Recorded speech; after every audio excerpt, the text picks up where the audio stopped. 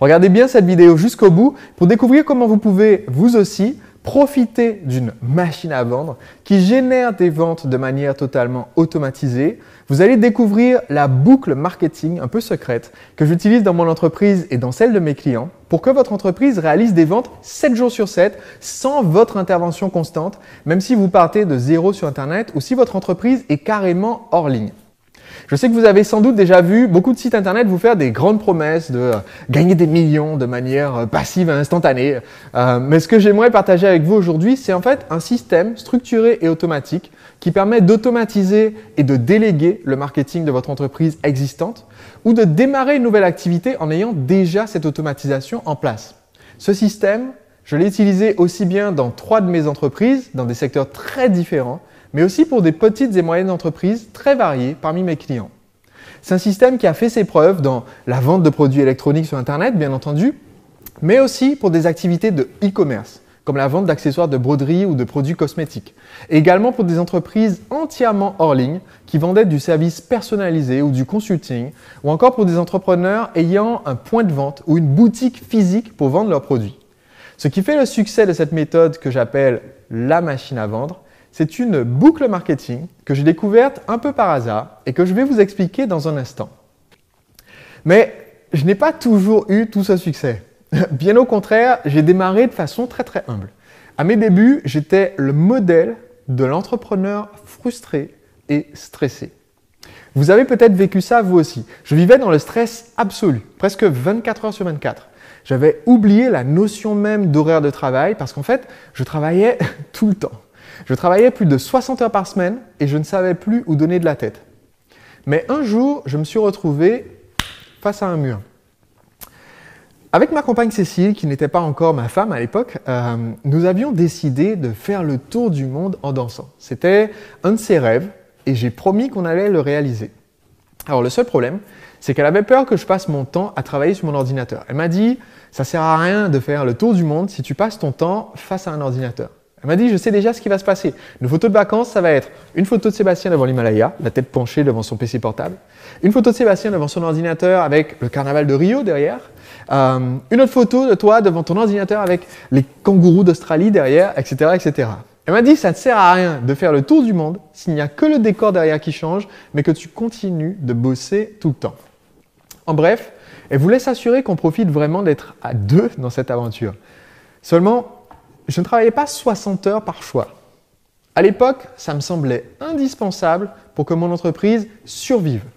Si vous êtes aujourd'hui comme j'étais à l'époque, vous avez peut-être l'impression que votre entreprise est dépendante de chaque minute d'effort, de chaque goutte de sueur que vous y mettez. J'avais l'impression que si je lâchais la pression ne serait-ce que quelques heures dans ma semaine, plus rien n'allait plus. Et la plupart des entrepreneurs pensent comme ça. On croit que notre temps est forcément lié à notre capacité à gagner de l'argent. Pendant mes nombreux voyages, j'ai rencontré beaucoup d'autres voyageurs de longue durée. Et les gens que j'ai rencontrés qui voyageaient pour 6 mois ou pour 1 an, ils avaient tous un point commun.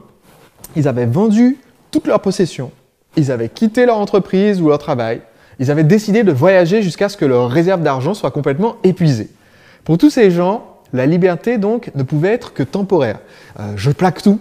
Je dépense tout ce que j'ai et après, je dois rentrer au pays et repartir de zéro. Je dois redémarrer une petite entreprise, je dois retourner mendier pour un job pour certains. Mais pour moi, c'était hors de question. Je me suis dit que ce voyage, ça serait enfin l'occasion de changer ma façon de vivre, ma vie d'entrepreneur. J'ai décidé de devenir un entrepreneur libre. J'ai décidé que mon entreprise devait continuer à tourner pendant mon voyage et j'ai fixé pour objectif de revenir de ce tour du monde plus riche que je n'étais parti. Et ça, c'était un sacré challenge.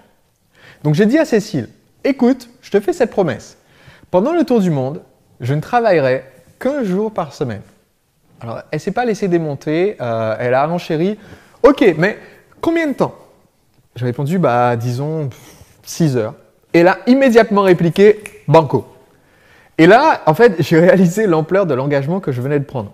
Je devais réussir à travailler 1 jour par semaine, donc uniquement le lundi, pendant 6 heures, pendant ce tour du monde. Le reste du temps, je n'allais pas avoir accès à Internet la plupart du temps. On est allé dans les favelas à Rio, dans les townships en Afrique du Sud, on est allé en Inde. Donc, je devais gérer sans Internet pendant tout le reste du temps, donc sans travailler, puisque mon entreprise est sur Internet. Et je devais donc trouver un moyen pour que mon entreprise génère autant ou davantage d'argent que l'année précédente, sans ma présence, puisque je ne pouvais que superviser le système et non plus être un engrenage moi-même dans le système. On était fin octobre 2012 et les billets d'avion étaient achetés pour le 6 février 2013. J'avais donc 3 mois pour y arriver. Autant vous dire que je ne croyais pas vraiment que c'était possible.